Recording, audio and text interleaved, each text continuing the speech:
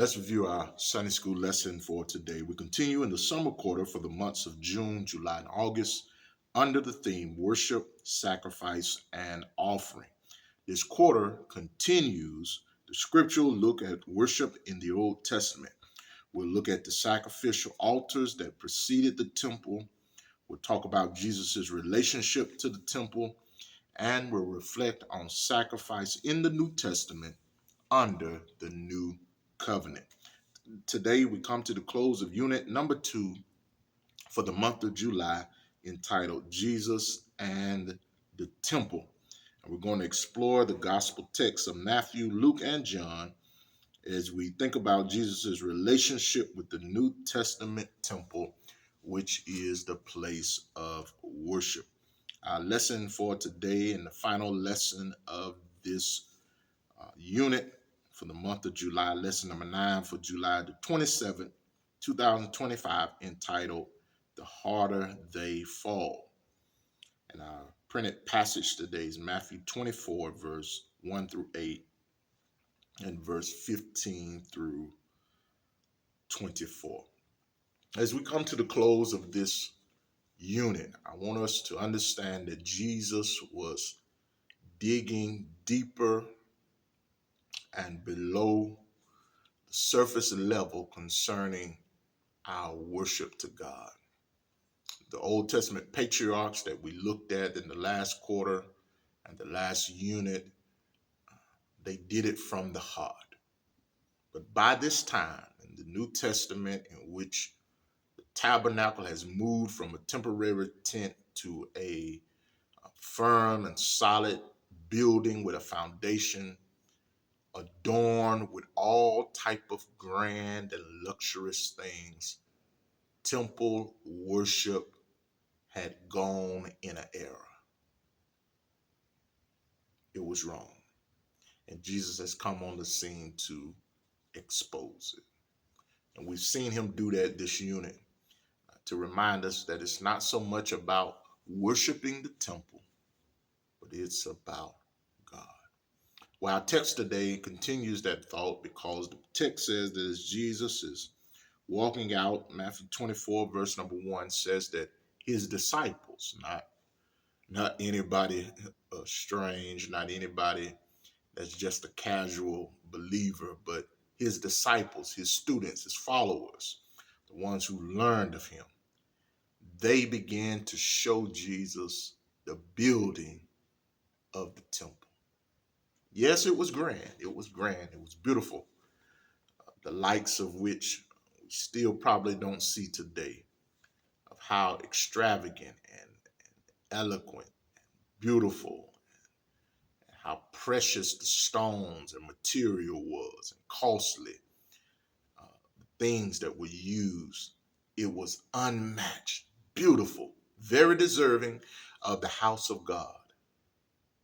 Yet, when the disciples, tried to show Jesus this temple, Jesus says, all of these stones are going to be turned over, and not even one will be left turned over. Can you imagine the disciples after trying to tell Jesus how beautiful and how grand this is, and Jesus does not praise the temple and does not exalt or worship the temple, but says, not one of these stones going to be left unturned. You know, they're showing Jesus, look at how much this addition costs. Look how much this renovation costs. Look how much this upgrade costs. Look at how much we've put into the temple. And Jesus says, not one stone is going to be left unturned. And again, Jesus digs a little deeper because we very well can misdirect and guide our worship in the wrong direction because we're worshiping the building and not taking the opportunity while in the building to worship God. And that becomes an issue. That becomes an issue. Whenever we do that, the major problem is, as Jesus was sharing with his disciples, is that we focus and worship something that's temporary and forget to worship he who is eternal.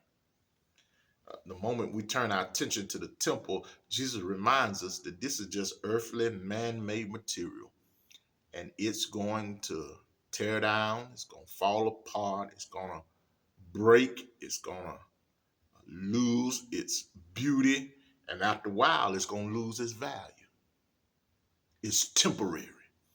But Jesus tells his disciples there's something more eternal, talking about the end times, that we need to focus on instead of worshiping something that's temporary.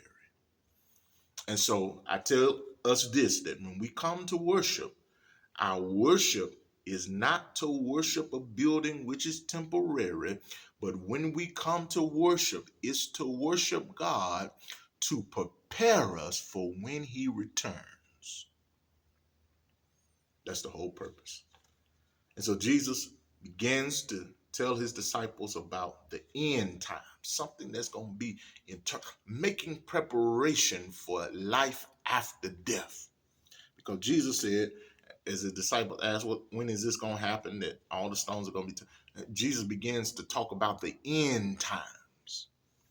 Jesus says, verse number 5, there are going to be some antichrists, false people who are raised up that claim they are in the name of Christ, but they are not.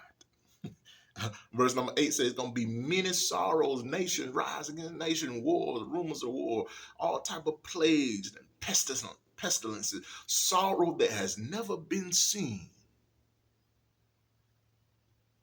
Got to prepare. Verse number 21 says, great tribulation. It's so bad, pray that you ain't got to travel when it's cold. Pray that if it starts to kick off while you're on top of your roof, don't even come down to go into your house to get anything. That's how bad it's going to be. And then verse number 24 says that there's going to be deception. That there is something eternal that we have to prepare for.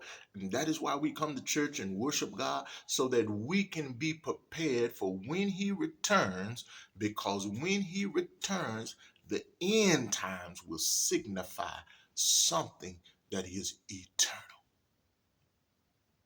So when we should be focusing on the eternal, so many times we're too busy praising the temporary.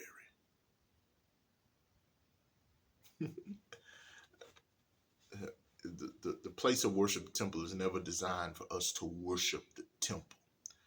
Our goal is to come together to worship God while we're in the temple, not to worship the temple, not to praise the temple.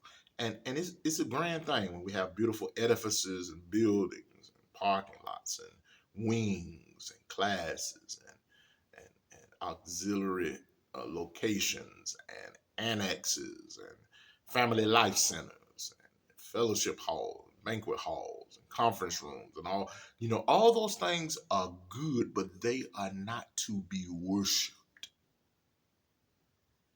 We use those things in the training and the teaching and the building up the spiritual man, so that he is not lacking in anything, so that we're well equipped and prepared for when Jesus returns.